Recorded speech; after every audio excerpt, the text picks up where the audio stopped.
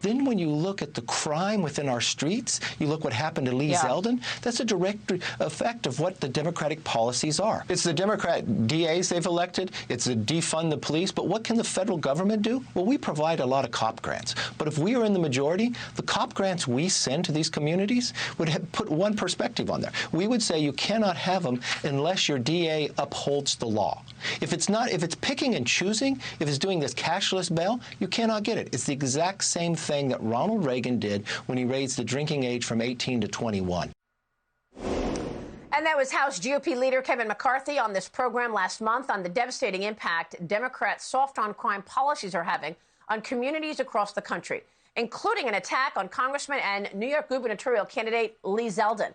In New York State alone, there has been a 9% increase in violent crime since bail reform went into effect at the start of 2020.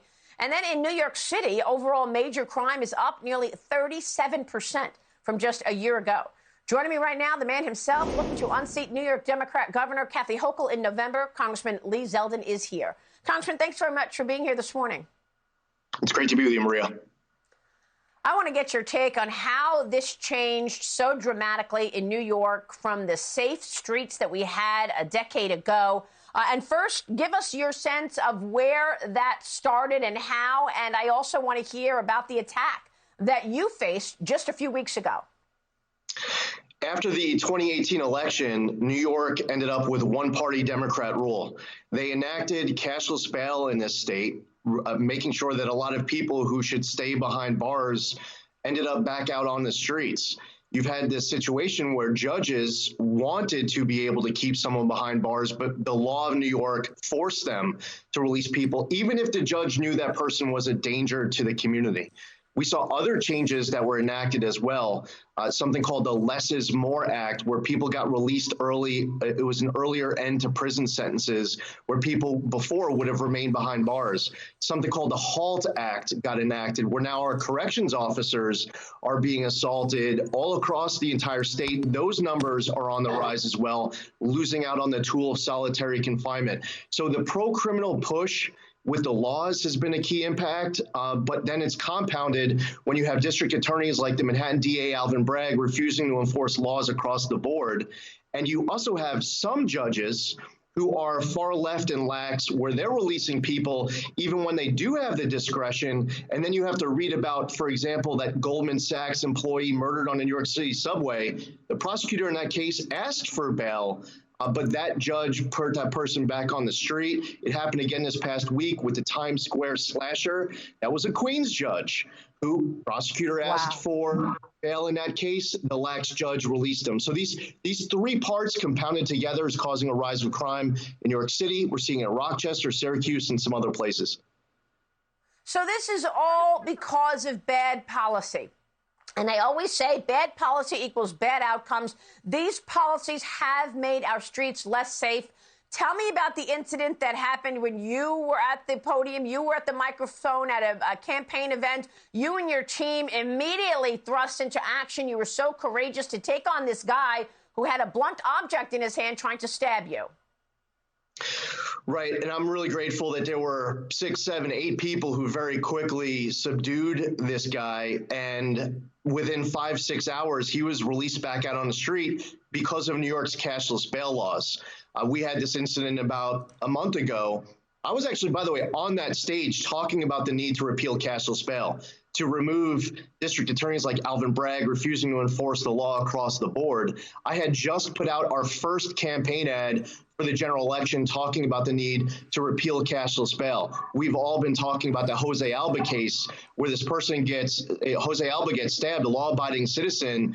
He ends up in Rikers Island with a murder charge. The person who stabbed him ended up not getting charged with anything. But in my case, it was July 21st when that attacker came to me on stage, released right back out on the street. The only reason why the U.S. attorney was able to jump in and charge him federally was because I'm a member of Congress.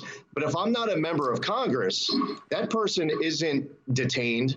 And on top of it, thankfully, because we're at a campaign event, you had a lot of people taking video, just like in the Jose Alba case. Thankfully, they had the surveillance video, or you end up with much less desired outcomes as far as the criminal justice system goes. Wow. Well, we just looked at the video. It was absolutely unbelievable what happened to you. I mean, that video is really striking. But look, all of this going wrong, you've made it very clear that should you win the New York governor's race, you are going to end cashless bail. You said that to me many times. Shouldn't you be polling better in New York City? Look at these numbers, Congressman. For the New York governor poll among women voters, you're actually trailing Kathy Hochul. You also have an issue trailing her among Hispanic voters. What are you doing to try to close the gap here? And why do you think you're trailing her with these two groups? So outside of New York City, the rest of the state, we're winning. New York City suburbs, upstate, we're winning independent voters. The top two issues, crime and the economy. Inside of New York City, we just have to keep campaigning hard for these last 3 months to get our numbers up. We like where we are, but we can't take anything for granted. We have to work hard. You can't, and this is not just in New York, it's across the country. People out there, they think that there's going to be a red wave and we're just going to ride a wave in. No, you have to create the wave. You have to work hard, taking nothing for granted as we are battling for the heart and soul and the future of our country and our state capitals. We're going to win the Hispanic vote. We're going to do much better with the Asian American vote. With the Black vote, Jewish vote.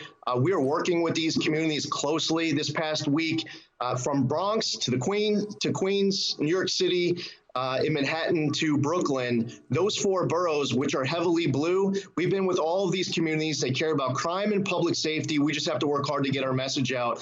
And for women voters out there, they care about the safety and security of themselves and their family. They care about economic opportunity, preserving freedom, having a government that they can be proud of, and their kids' education. It's just important for all of us everywhere, taking nothing for granted and working hard for this. Well, and they also, women voters, care about their schools for their children. And the New York Teachers Union has been getting real political in terms of politics and elections. What do you want to say about the unions and ensuring that you can get some support there? Listen, the people who are running the teachers unions, they're Democratic operatives in New York. We have a lot of great teachers.